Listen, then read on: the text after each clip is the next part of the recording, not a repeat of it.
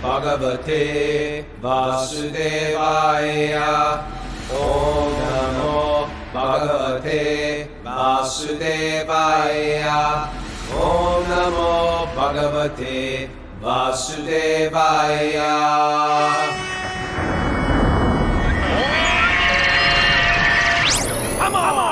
Live from Super Soul Farm, it's Wisdom of the Sages, your daily yoga podcast with your host, Raghunath, and co-host and senior educator at the Bhakti Center, Kaustubha Das. Welcome to the show. We have a special guest today because we were sort of riffing on George Harrison and Beatles yesterday. We got inspired and contacted our good friend and a teacher of ours, person who inspires us, Joshua Green. Joshua Green is a phenomenal scholar, thought leader, teacher of Bhakti, prolific author. Here it comes. But he's also has a lot of insight into the life of the Beatles as well. And we wanted to pick your transcendental brain today because he spent time with George Harrison and the Beatles, wrote a book about George Harrison called Here Comes the Sun, which we're going to put up a link on our chat board. If you're new to our show, welcome. We have a Zoom group of about 75 people today. And you can join that group by contacting our executive producer, Mara, at wisdomofthesages108@gmail.com. And then occasionally we have live. Today we have Mara, Tom, Bridge, and we are all sitting eagerly by at 5 a.m. Otherwise, you can join us on Apple Podcasts or Spotify. And if you listen to us on Spotify, please give us a 5-star review. It really helps our ratings. Apple Podcasts, it is. But I don't think you can rate it on Spotify. Can't rate it on Spotify. Okay. So if you listen on Spotify, you jump over to Apple Podcasts and rate us there. That's what you got to do. And also, we are just developing a really sweet Patreon community as well. And if you'd like to support what we do, we appreciate it. It's patreon.com/wisdom of the sages. Now that our currency has dropped to nothing, you can just donate with canned goods. We're accepting canned goods, gasoline, and what's this? Salt. That was like an old currency one time. And any pieces of 8. That's like an old Spanish. Anyway, we appreciate. So, Kaustubha, would you like to say anything before we start? Well, I think, one, I'm so happy to have Yogeshwar Prabhu here. And two, beyond the Beatles thing, there was also just some talk about what else would we talk about, but the coronavirus. He had some Bhagavatam, angle of how to view that we also thought he might share with us today. But maybe we start with the Beatles thing because should we go? Well, I think that's important too because we need some peace in this land of anxiety. Like. I feel like I started off the show yesterday. Okay, Corona. There's a lot of there's viruses that are out there. They're contagious. But I said fear is contagious. What did I say? Fear is contagious and panic is contagious, but love is contagious. Oh. Thoughtfulness is contagious. Caring is contagious. And you know what? I went right back to like anxiety yesterday, and I went to Trader Joe's and like every shelf was empty. Everybody was in a good mood, but it was like, okay, and I'm washing my hands like obsessive compulsive, but almost like, and then I'm like, is my right hand cleaner than my left hand? Do I have to, well, now can the hands touch each other? I got to dry these hands now. No, don't touch the towel. The towel's toxic. So I'm like, I'm air drying my hands. Is the air toxic? Is this thing airborne? Should I blow on my hands? Should I not blow on my hands? And then it's like, is my soap toxic? Ever wash your soap? I'm like washing my soap before I wash my hands. I don't think you're supposed to blow on the hands, Raghu. Should I blow on the soap? So anyway, and then we've like instituted here at Super Soul Farm, we instituted we call it the Corona curtsy. Instead of embracing each other, we just sort of like curtsy. But when we curtsy, we do not look at the person. We look away from the person on your exhale. It's So because all your vision is toxic too, you can't look at somebody without. You don't have to worry. You know, you're like the viral infection of goodness and compassion. You know, you sweet you're the man. carrier. You know, you're Sweet man. the toxic carrier of love and peace. Well, I feel immediately a relief of anxiety, and we want this show to be a place where people in this time of great stress financially, like it's a financial burden for a lot of us. Like we were like, all my yoga classes were canceled. I think I have one, and if they don't cancel me today, either I'm crazy or they're crazy in Cranford. But everything's been canceled. I don't know how. No one knows how to pay their bills. I think people are in a lot of anxiety. We've never been in a store in America where there's no food on the shelves. That's like a first in the United States. And we hear in a distance about people like refugees, and it sounds like, oh, that's tragic. And it's never happened at home like that. And people are scrambling and people are in anxiety. And truthfully, I feel like, who's giving us some information? I want some solid information here. I want a spiritual angle. I want some solid information on what's out there. And it's hard to trust anyone nowadays. We've lost faith in our leaders. Someone talk me off this ledge. Yeah, I don't know if you're helping. Now I'm in right more now. anxiety. I'm just going to curtsy you all. I don't even know how. I'm spraying my computer recklessly with various products. Is it like this every morning? Well, for sometimes it is, and that's why you're here today. Help us, please. Where should we start? Should we start with the Beatles, or should we start with our? I'm not going to say we start with the coronavirus. I'm going to say, should we start with the Bhagavatam perspective on it? Let's start with the Beatles. Let's easy in today. Okay. We read a beautiful song that I never heard because I wasn't Mr. Beatle. Okay. My kids are more Beatles than me. But I remember that they were singing they were singing Beatles last time we were hanging out when I was down at your mother's house. They were singing. My kids love the Beatles. Yeah. I know the hits. Okay. What was the name of that song, Kaustubha? Within You, Without You. And so we just began the prayers of Queen Kunti, which is just this exceptional part of the Bhagavatam. And it opens up with Kunti offering her respects to Krishna. Although he's her nephew, she's pointing out that I understand that you're not just my nephew, that you are the original personality, unaffected by the qualities of the material world. And then she uses this term, in Sanskrit. It's antar, bahir. Antar means within, and bahir means without. So antar, bahir, avashtitam. You exist within and without everything. And so it was kind of, we began to focus on that because we find that conception repeated in many places. We find it in Bhagavad Gita. We read some verses from the 6th chapter about that. We find it in the Brahma Samhita. We find it throughout the Bhagavatam. This conception, it seems as though it's being repeated and things are repeated for emphasis. That as a yogi, and a lot of the talk on our program is, a lot of people that practice yoga want to go deeper. They say take yoga off the mat, like go deeper into the truer tradition and to where it's meant to take us. If this is being repeated so much, it seems like we're being encouraged to really contemplate, think about this idea. How do I recognize God within and without of everything? And so that brought us to the Beatles song Within You, Without You, which is obviously inspired by Vedanta. It had some very nice sentiments shared there. I was sharing, I spent a lot of time with that song yesterday, actually. I listened to it a few times and I thought about it a bit, but on different levels, I find that song kind of fascinating.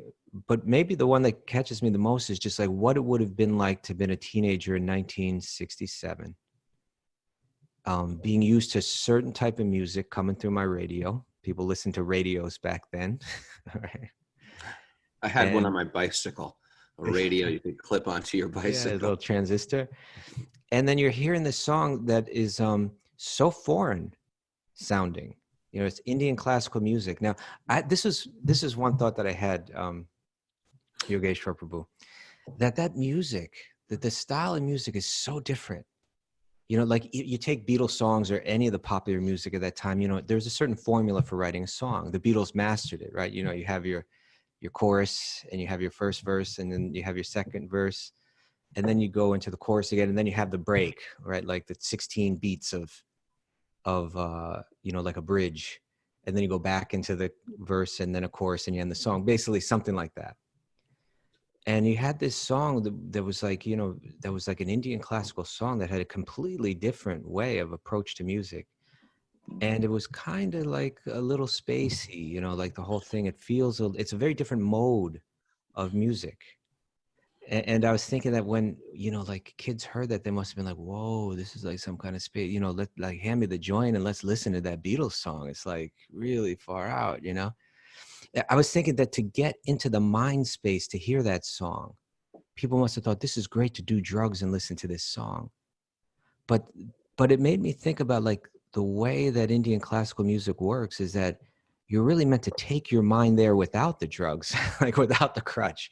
You're meant to kind of put yourself in a space, like you slow down and you kind of let go of the external distractions in life and kind of absorb yourself in a very sattvic vibration. And so, and by conditioning your mind to enter into the music like that, you actually become more sattvic. Like, and if you just smoke the joint, it's not gonna, you're not going to get there. You know? But anyway, I was interested in this song on many different levels, and I would love to hear your thoughts about it. Well, I mean, that was a very succinct and I think accurate description of what life was like back then. And you have my sympathies for having missed that era. It actually did deliver something of value. And for people who weren't there then, I think it's hard to understand the power of the Beatles, what they represented. This was at a time, they hit America in about 3 months after Kennedy's assassination, was when they appeared on Ed Sullivan. And the whole country was in a state of depression. And there's the Cold War going on. Everyone had a cousin or a father or a brother or a nephew who was dying in Vietnam. And it was a very, very depressed time. And here were these guys just riding above it all, you know, just happy and telling us we can be happy again, we can be glad. You know, you should be glad. You know. So America reciprocated, you know, the whole response to the Beatles, and that first television appearance was volcanic. What Beatles paraffin. I had one of those Beatle wigs, and I remember I was 13 years old and I had a Beatle wig. They smelled like industrial cleaning fluid. You know, they were horrible. But it was cool, you know, you had a Beatle wig. And whatever those guys were into, we wanted to know about it, because here was a group of people we could identify with who had all the money in the world, had all the contacts in the world, and they knew it. Whatever was happening, they knew. They understood what was going on. They were the wisdom of the sages of the 60s. And so when George first met Ravi Shankar, what happened was, I'll get to Within You, Without You in a second. When the Beatles were filming the movie Help, there were some Indian musicians on the set, and George went over during a break and picked up the sitar and started noodling on it. And he liked the sound. For the book, by the way, Here Comes the Sun, I interviewed George's sister. And Louise told me that when George was in the womb of their mother, she used to listen to All India Radio on the BBC, thinking that this soothing raga and temple music would bring some peace to the child in her womb. So when George heard Ravi Shankar's records, 66, I think, he described that it was very familiar. And whether he was remembering music that he had heard in the womb of his mother, or whether it was some previous lifetime, we don't know. But he did describe it as something familiar. And the music led him to the books. I mean, Ravi Shankar saw that this was an interested young man, and he wanted to know something about the philosophy behind the music. So they went to Kashmir, and George started studying sitar then. Came back, and then in 1968, when the Beatles were recording Sgt. Pepper, this was his first excursion into the music. So let's see, he was about 25 years old then. So 25, you're not a kid anymore, but you haven't really achieved the fullness of a lifetime of contemplation and yoga. So he did his best to describe what he'd understood of the philosophy in the books. At that time, it was books by Swami Vivekananda called Raja Yoga, and of course, Yogananda's powerful book, Autobiography of a Yogi. And so Within You, Without You was his first really explicit statement, you might say, about illusion that leads to the separation and divisions between people. And the solution is dissolve the ego, dissolve what he called the space between us, dissolve that and realize that we're all one, that there's a oneness that unites us all. He wrote it at the home of German bass player Klaus Vormann, who I also spoke with when I was interviewing for the book. And Klaus was having a party in his home. He lived in London at the time. And in his home, he had a pedal harmonium. It's a harmonium, but it has a seat on it. So you sit down and you pump the pedals with your feet instead of with your hand. And George play sat with two down hands that way. Yeah, I started playing around with it. And, at the party, people were pretending to be the sages and all talking about the wall of illusion and cosmic consciousness and speaking in groovy voices, and nobody knew what they were talking about. George used to be Mr. Party Guy. He was happy-go-lucky, but now he had gotten really serious thanks to the yoga and all. And in an interview just slightly before that with the International Times, he tried to describe what it was that he was learning. He said that, we're all one, and that realization is such a gas. These good vibrations that you get through yoga and cosmic chants and things like that, it buzzes you out of everywhere. That realization, it's such a buzz, it buzzes you into the astral plane.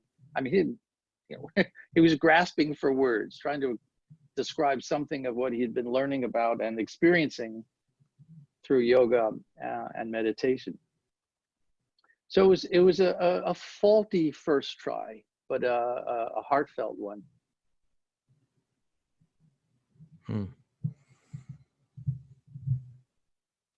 Are you speaking, Raghu? I couldn't hear you. Or you're not speaking? I muted myself. There you go. There. You met him what year? I came in 69, December of 69. December. Okay. And yeah. And you were, how old were you?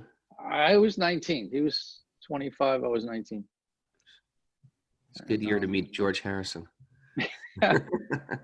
Well, it was, my gosh, it doesn't get much better than that. You're 19 years old with the Beatles. And I was also mentioning that the previous day we had read a commentary from the second canto where Srila Prabhupada describes a type of transition, you could say, from the accomplishments that can be achieved through various forms of yoga, say like Jnana Yoga, where one can achieve, say, detachment and even peace. But he mentioned that the pure devotee or the Bhakti-yogi can provide the finishing touch. That was the phrase that Srila Prabhupada used, the finishing touch. That a connection, an understanding, a sentiment of connection to the divine person that's behind it all. That is that is, in a sense, the oneness exists because it's all the energy of that person. And of course, Kunti is going to go into great detail and describe, the physical features of that person and the qualities of that person. But you mentioned that George's exposure at that point was to Ravi Shankar, of course, and the books that he was reading were from Vivekananda and from Paramahamsa Yogananda. And it would be natural that Jnanic, particularly from Vivekananda's books, I would believe, that Jnanic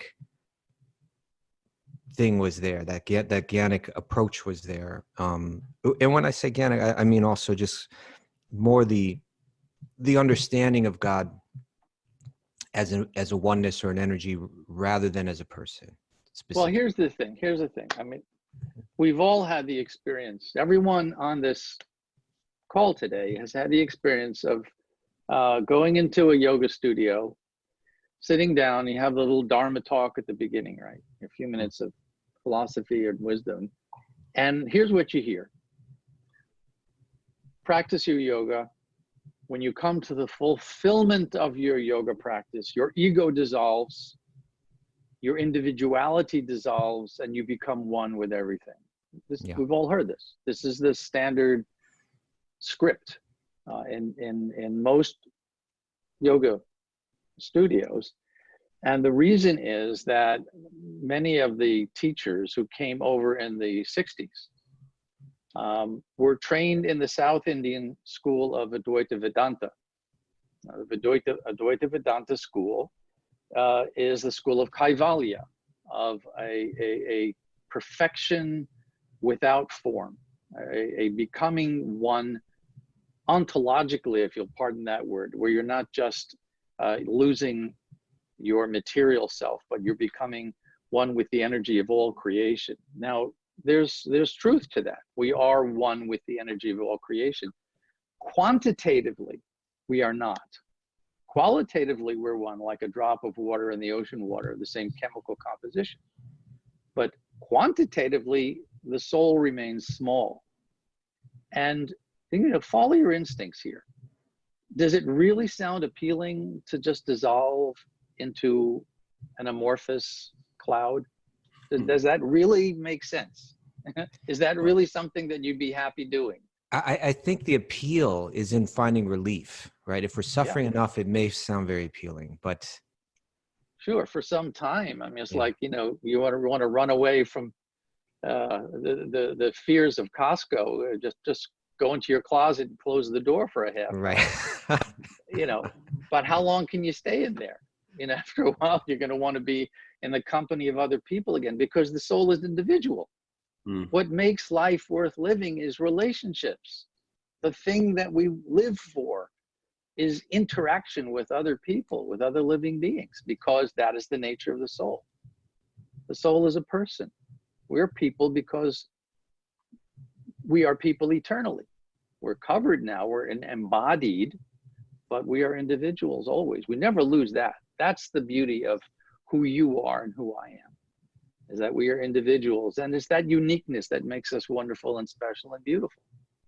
Yogeshwar, maybe you could share with our audience what George's shift was. What got him from like a very general yogic path to a bhakti path? What was that connection, or what was that shift? Probably like a lot of us here too.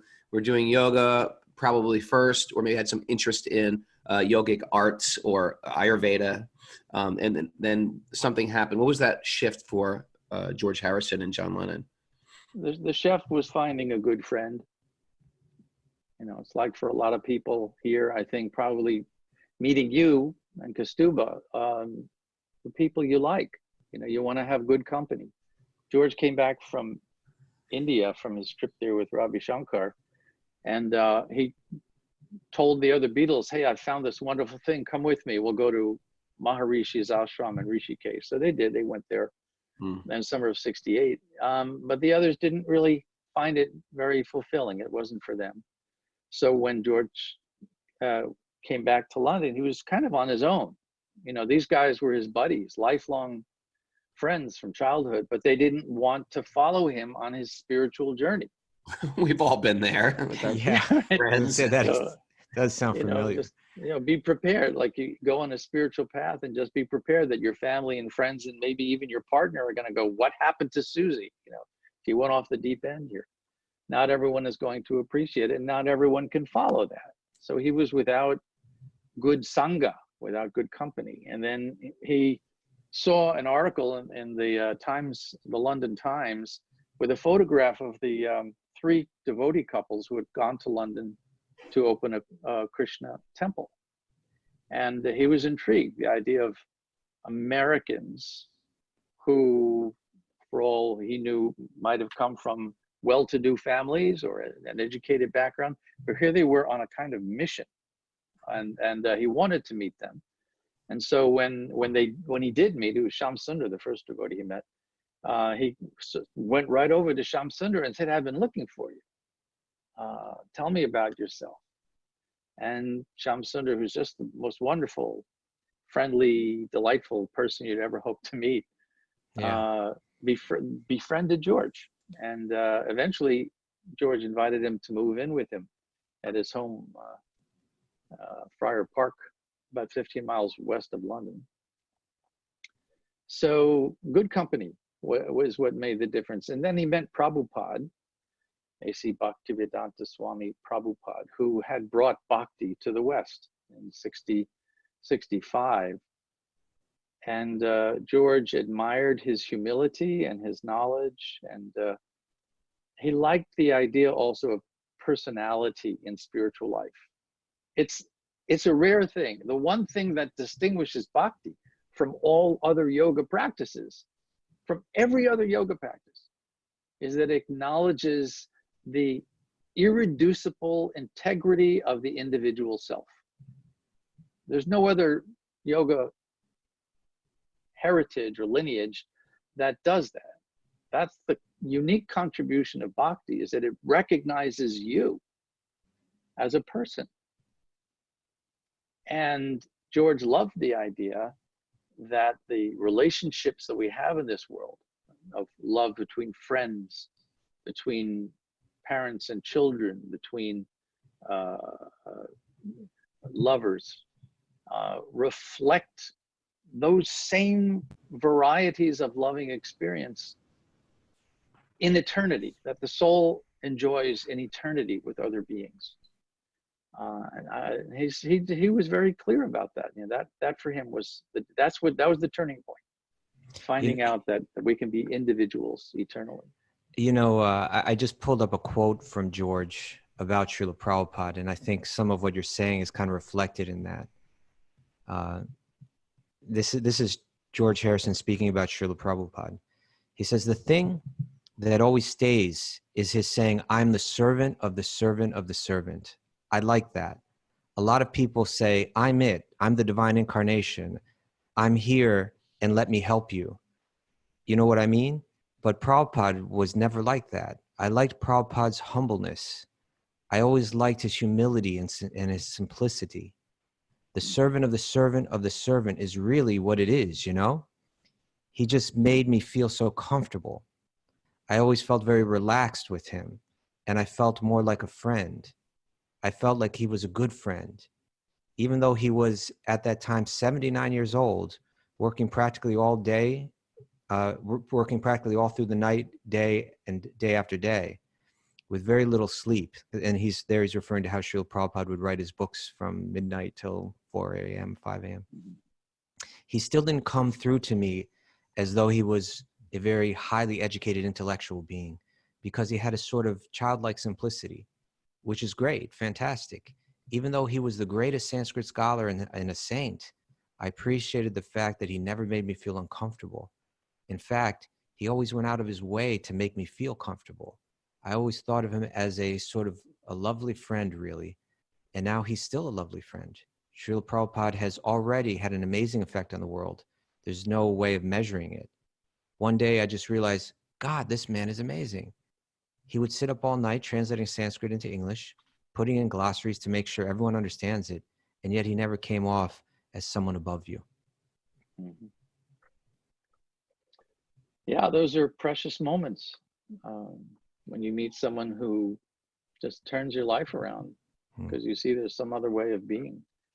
And maybe that's a good segue. I mean, I asked to come on the show today. You know that. Yes. Because I thought this is an unusual time, and it deserved some exploration from that bhakti perspective. Can we talk about that? Would that be all right? Please. We usually get carried away here and never get to what we're about to talk about. Tangent masters. Well, I mean, it's wonderful to be in this company. So thank you for letting me be with you. Thank you. Look, we're at a unique time in many ways, and my concern is, just as people have frequently a misunderstanding about what oneness means. Oneness doesn't mean I lose myself, you lose yourself, and we all become Krishna. Oneness means oneness in interest. Partners are one because they share the same goals, the same desires, the same life together. It doesn't mean they lose their individuality, but they're one in every other way. So there's a similar, I think, often misunderstanding when it comes to certain concepts like karma. That's one that troubles me, because people have this simplistic idea that karma means you get what you deserve. You get what you gave. And therefore, if people are suffering, it must be because of something they did either earlier in life or in previous lives or whatever. And that's a tragic thing. There may be, from a philosophical perspective, this, if you like, this cosmic background architecture that involves some series of actions and reactions. But we cannot judge that. That's so complex and so far removed and dates from such a remote time that for all intents and purposes, it's irrelevant. It's actually irrelevant. You cannot look at something and say, oh, that's a karmic reaction. That's dangerously naive. To say that this person contracted disease and this person didn't because of some karmic background is cruel. It's cold and it's cruel. So the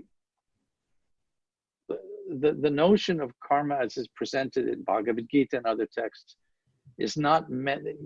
It's not meant to trigger a kind of church-like sin and punishment scenario. That's not the idea. The idea is to make us more aware of what we're doing. The idea is to make us more mindful of how we behave, and never, ever, ever judge things by their surface appearance. I mean, if there's anything that comes across clear as day in the teachings of the Gita, it's do not judge by appearances. Do not say this person is suffering from karma. That's tragic, absolutely tragic. For all you know, this person is on the brink of the most glorious, miraculous, exciting chapter in their life.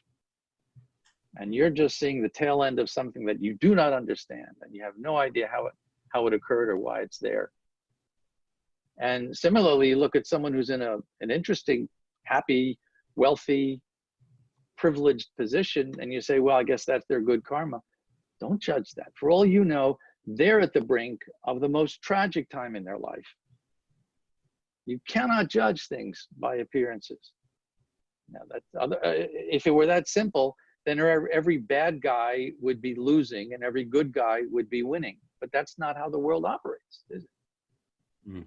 So we have to go deeper inside an understanding of what's going on. And the bhakti culture, the bhakti perspective on a moment like this, when you don't know whether to touch your face or wash your hands or put them in your pocket or what, is to acknowledge, first of all, our limitations.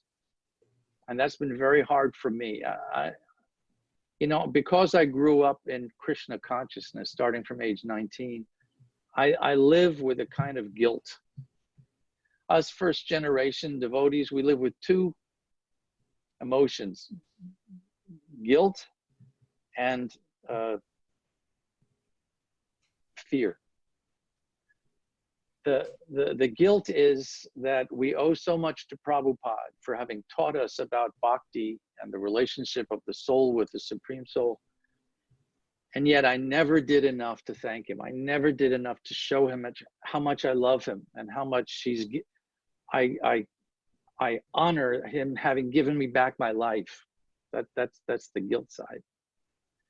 The fear side is we're looking around and we're seeing other people our age and they're dying. They're dropping like flies. You know, I miss the people I grew up with in Krishna consciousness. I miss Tamal Krishna and Yamuna and Sridhar Swami and Bhakti Tirtha Swami. And these were my friends, you know, we shared a spiritual childhood together and they're gone now. And, you know, I'm turning 70 in a month. What the heck? I mean, how did that happen?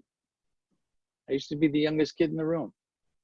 So we live with these emotions and sometimes that compels us to want to do big things. We want to do one last, you know, get one more big one into the gipper.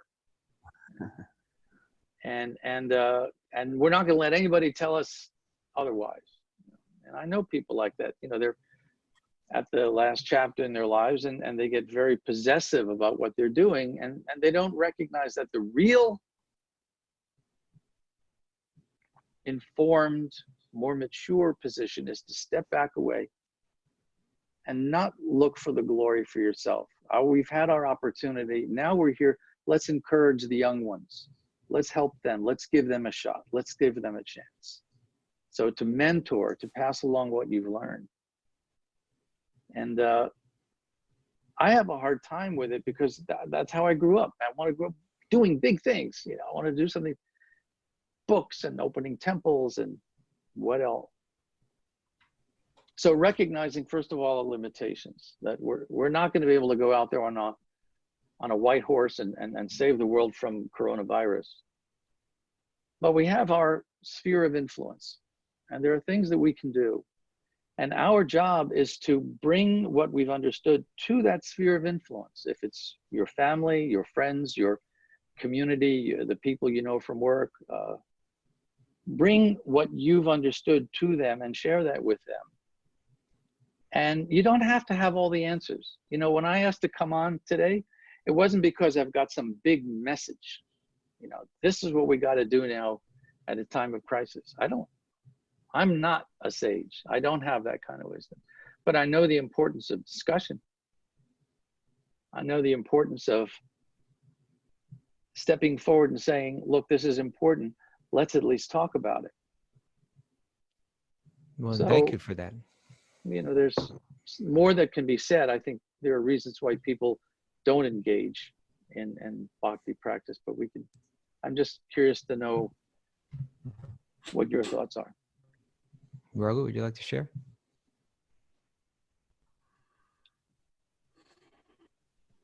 My thoughts on my thoughts on karma. Which part of it you talk about, or on? Well, how would you see people? Yeah, how would you see people getting do we getting change older? I'm resonating with all those things, dude. Yeah. Well, is there something? I'm asking the question. I'm curious to know what the people whom you've brought together here think. I'd love to open it up and hear what they have to say.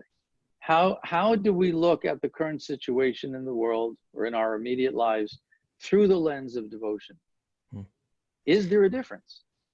Someone who's washing their hands, who has no understanding of bhakti life, and someone who's washing their hands, who has a deep understanding of Bhagavad Gita and, you know, personalist theology, is there a difference? As long as you're washing your hands, what does it matter?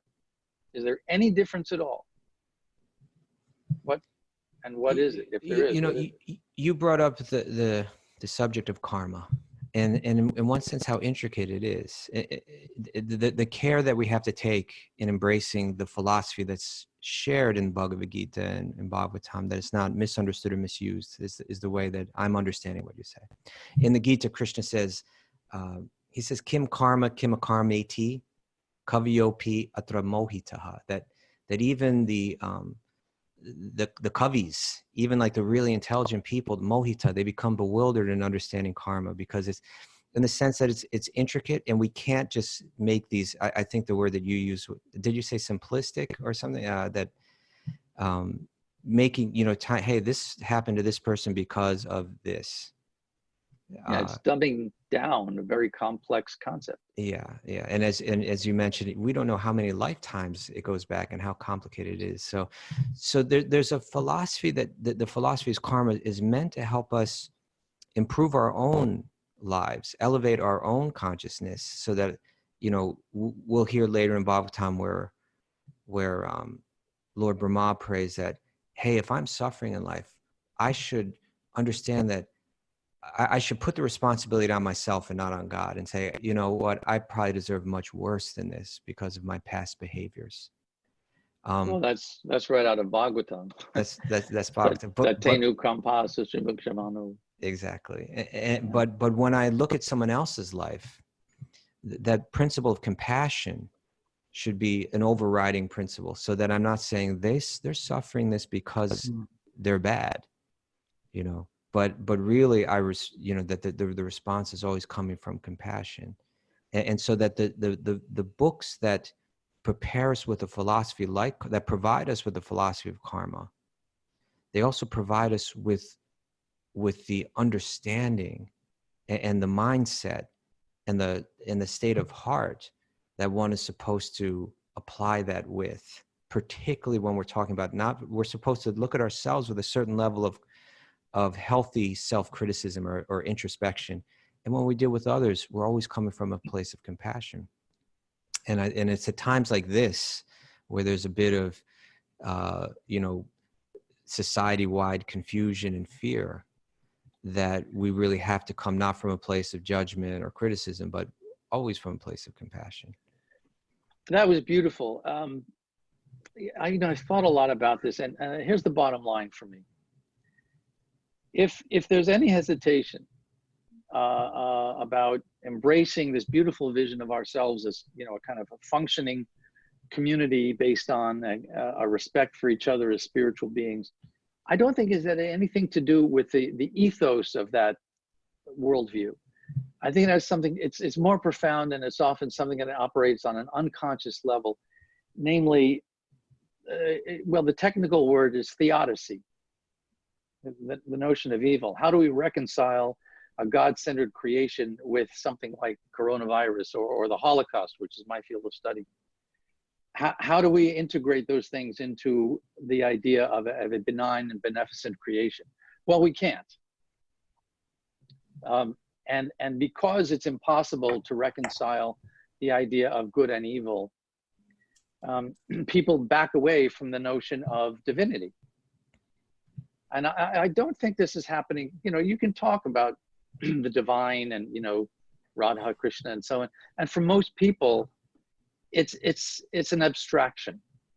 It's not a reality. It's at least in the classes that I'm asked to do with people in yoga studios, I'll do a 12-part series on the Bhagavad Gita. In every class, I'm talking about Krishna, the person, Krishna.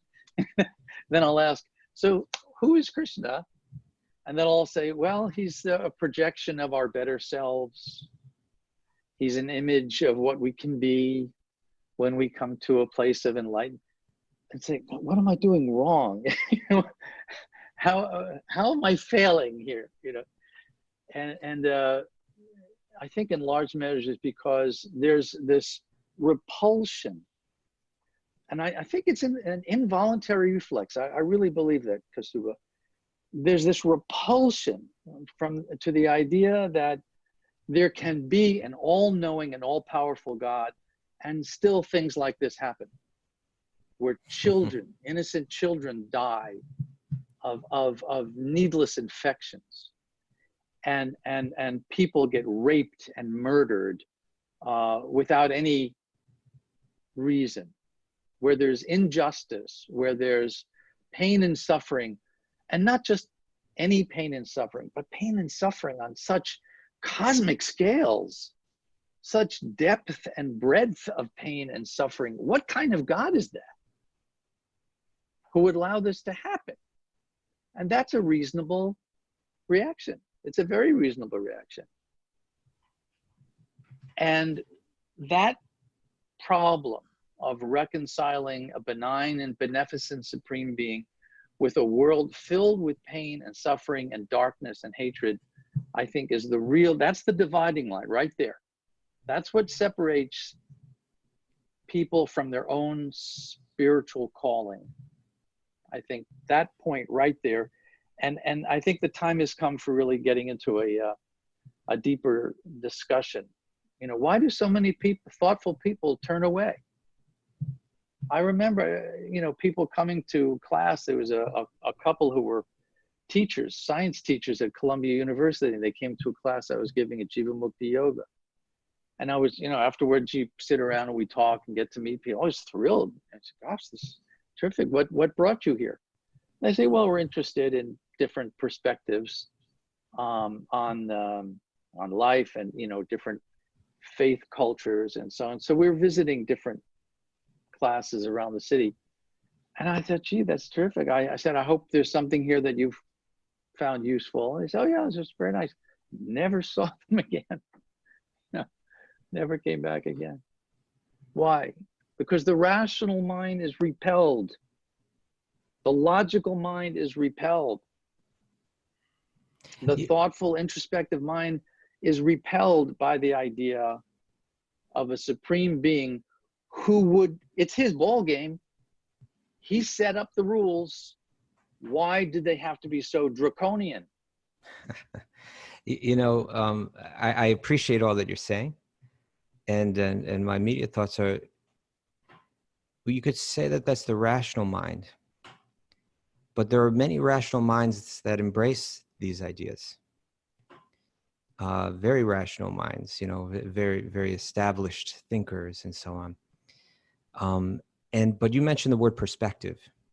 You know, this person wants to gather different perspectives. And to me, the answer to these questions lies in our perspective. That when viewed from one angle, it seems draconian or impossible to, I forget the word you used earlier, but to put the two together. How do we put these two together? It seems like it's a bridge that may be too difficult to cross. That on one hand, you have a benevolent God, on the other hand, you have a level of suffering that just seems to be too much to handle. But my thoughts are that from one perspective, it appears that way. But what the Bhagavatam is trying to do is help us understand how limited our perspective is. That there's another perspective where you could view the entire thing and it suddenly all becomes very rational and makes sense. The pieces fit together. And I often think of, you know, analogies that have to do with children. Because as an adult, you can relate to a child and understand, oh, their perspective is so limited. They've just lived a few years. Their perspective is so limited that things that we can understand as very reasonable, they perceive as being, they perceive in a very different way. They may perceive, you know, they have an ice cream cone and life is perfect. And then the ice cream falls off the cone and hits the ground and suddenly life is tragic, you know, and from our perspective, this is silly. From their perspective, it's a source of great suffering, like intense suffering, that they're bawling and crying as if, you know, in the same way that a parent that loses a child in a tragedy is bawling, you know. From their perspective, it's I may have shared this some time back, but I was visiting some friends upstate, and they had a sweet little daughter, and some other friends were visiting, and they brought over a little puppy dog. And when that child saw the dog, the child immediately adopted it and just spent the entire day with that dog, just completely charmed by it.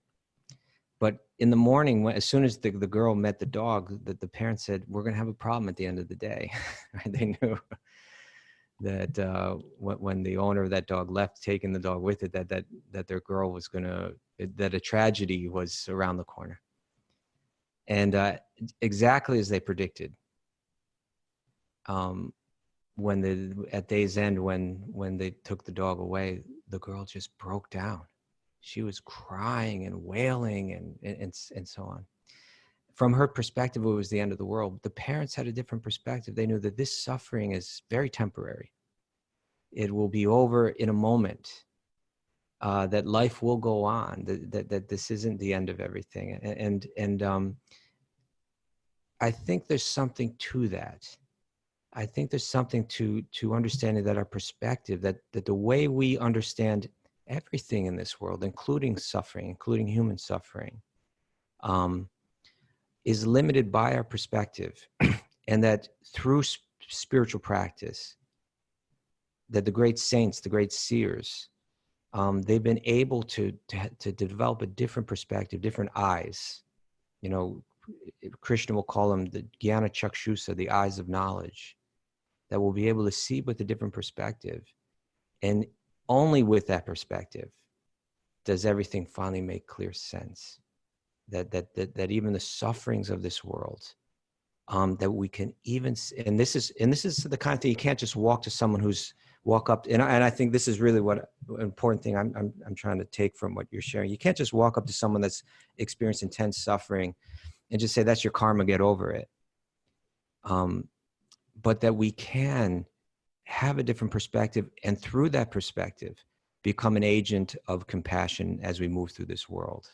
That perspective actually doesn't make us hard-hearted, but it actually makes us soft-hearted, and with clarity we can move through this world and try to address the suffering. Well, you're a seasoned devotee, and you've had deep realizations, and it's understandable to hear that from you, because it's coming from a place of realization and love. For most people, I think, well, I can't say most people, but for many people, they can't jump up to that. And they're still at this place where they're saying, well, I'm not a child. It's not me lamenting that this little puppy is going to be taken away from me at the end of the day. This is me as an adult, thinking quite seriously about a problem that, yes, you can say there are so many more dimensions to it that I don't understand. And I'll accept that. But if truth is absolute, it should be understandable even on my level. I should be able to understand something with the, let's say, God-given intelligence that I already have.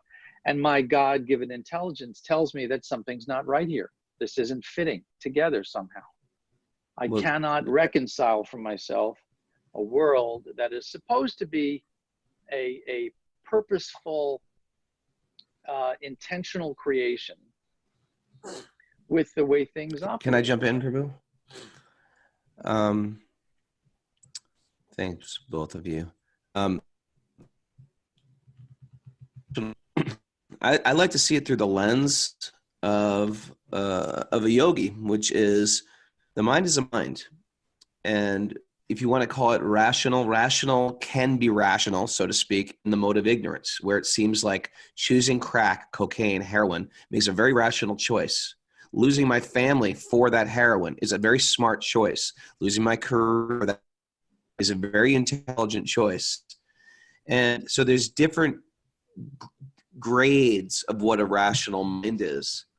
And I think a lot of the people I've met who really had paradigm shifts and changed their life and turned it in massive circles has been in these places which you would consider they've had lives of abuse, prostitution even, living on the streets from drugs, coming from good families. Why would that happen? Why would God do that to them? But if they didn't sometimes go to those depths, they wouldn't be able to hit that rock bottom or learn that lesson, which has become incredibly valuable.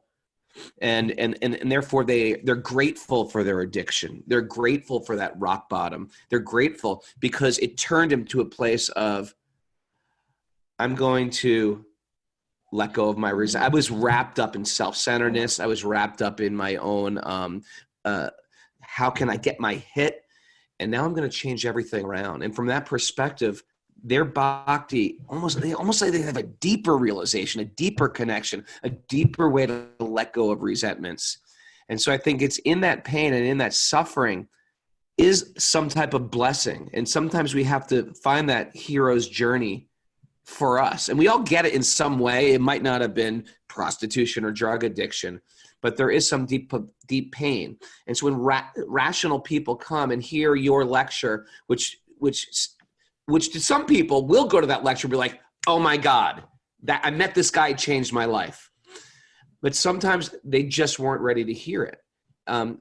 There's people that I myself as a teenager hearing truth, the same truth 5 years later when I was from a different vantage point, either in my age or my experience, nothing makes sense.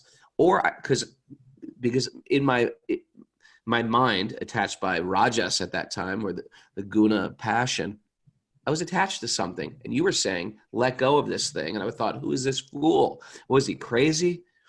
And so I think when I come into it with from my vantage point now, I can see this is a place to learn lessons. And you remind me of Rabbi Harold Kushner's book, When Bad Things Happen to Good People, where he talks about this perspective that where some people argue that we hit these tragedies because there's something in them that we're meant to learn. And, my experience has been that if given the choice, ask a rape victim, what would you rather do? Learn something from this or not get raped? They would say, I'd rather not get raped. Or someone would say, what lesson is there for a child born, like Kushner and his wife had the experience of a child who died from progeria. Progeria is in geriatric. It means premature aging, rapid aging. Their son died at age 12, looking like an old man. He died of old age from this rapid aging disease. And so Kushner had to completely revamp his whole perspective on religion. As a Jew brought up in an Orthodox family, he was taught to believe that if you behave in a particular way, there'll be some reciprocation. And what he realized was that's not how the world operates. And so to eke meaning out of tragedy may have some value, but given the choice, I think most people would say, you know what, I think I'd rather not have the tragedy. And what lesson is there to be learned for a child, for example? A child's not responsible for drug addiction or harming others or whatever. So it does work for some people. I agree with you. Of course, I'm not negating it, but I'm saying there are counter arguments that we have to be prepared to consider. Thank you. I think we've run out of time. Yeah. From that vantage point, yeah. Anyway, we love hearing this perspective, and it makes us think deeper. I don't want to end with a closing thought, but I know in Bhakti, I've just learned a much bigger perspective. I haven't had that incredible. Anyway, we're gonna have to bring this back. We're gonna have to bring this back. Will you come back sometime, Joshua Green, Yogeshwar Prabhu? We really appreciate you. Yeah, I love you too. Another cheery morning. It's a great day for a great day, and I have to wash my hands, and I have to. Thanks for everybody joining us. We want to be your place for serenity.